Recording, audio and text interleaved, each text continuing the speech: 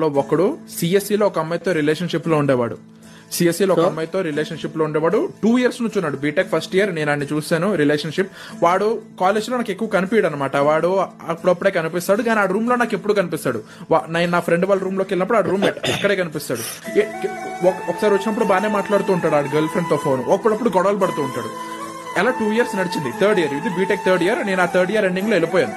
ఆ BTech 3rd year first sem లో వాడు అట్లానే గొడవ పడుతున్నాడు. ఆ అమ్మాయితో గొడవ పడుతున్నాడు, అది పడుతుంది ఇది పడుతున్నాడు. అప్పుడు అడిగాను పక్కన నా ఫ్రెండ్ గారిని, ఆడు నీకు తెలుసు ఎవడో ఆ ఫ్రెండ్ గారు.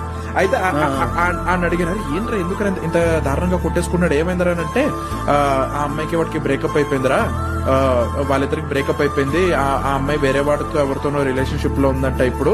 అందుకనే ఇప్పుడు ఆ అమ్మాయి వాడితోనే బయటకు తిరగడానికి వెళ్ళింది. వీడేమో ఎందుకు తిరగడానికి వెళ్ళావు, వచ్చేయమని చెప్పి అరుస్తున్నాడు.